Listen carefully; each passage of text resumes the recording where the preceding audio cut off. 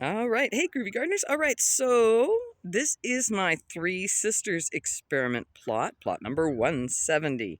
And so obviously a mix of corn, beans, and squashes. So let's see what I've done, and then we're going to keep following along to see if it's working.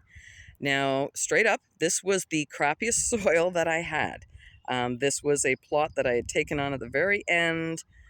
It had been left fallow for a year. It was really dense with grass. We did cover it over, or I did cover it over with black fabric. I threw down a bunch of straw and I put black fabric over it for about 4 weeks to try and kill down a bunch of the weeds.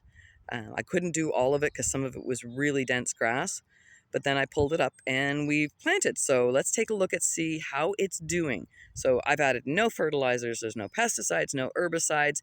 It is heavily grown meadow, like everything else here. Super grown in meadow that I covered over, prepped, and now I've planted into most of it. A small section is still covered where the squash are. So let's go take a peek. All right, so once again, a mix of green and yellow bush beans, really thriving, super happy. I picked a bunch last night, and they're a lot on the grow. All right, so this was part of experiment number 1. I don't think I did it quite right.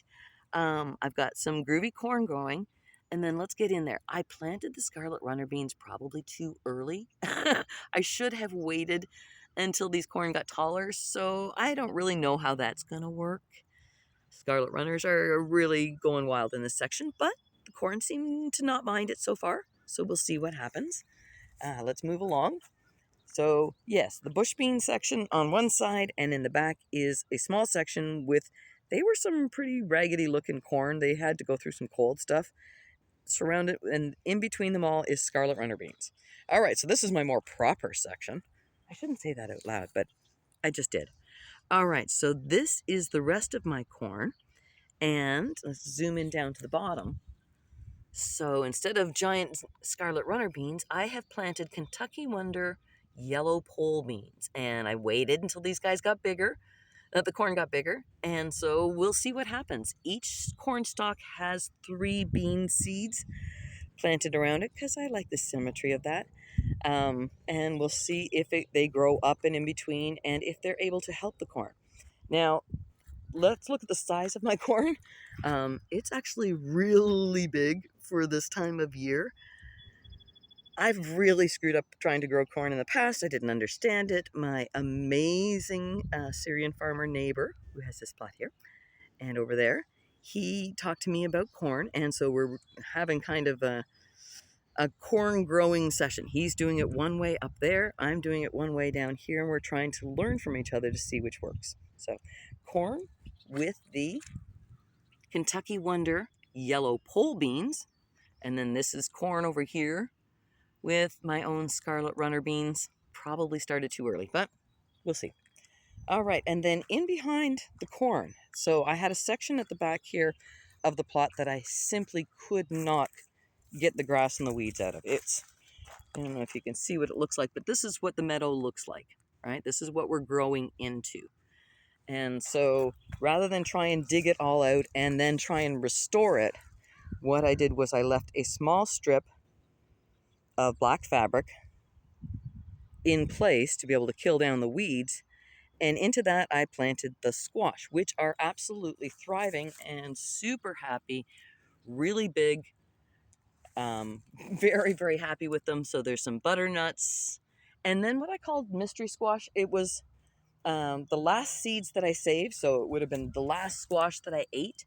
And I can't remember what it was, so it's called mystery squash. I'm going to guess that it's butternut, spaghetti squash, acorn, because those are the best saving of the winter squash. The seeds weren't big enough to be something like a gray ghost. So, and then at the very back, just to keep the whole squash thing going, is the green zucchini.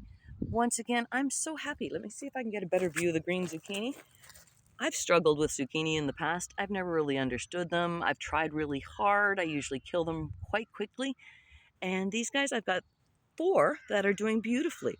One that's smaller, 2 that are huge, and 1 that's medium sized. So there we go. That's the Three Sisters experiment. So we've got, I think there's 8 squash plants there, and the idea is they'll run around the black fabric and they should go around the base of the corn. The corn is going, and each one has 3 pole bean seeds at its base.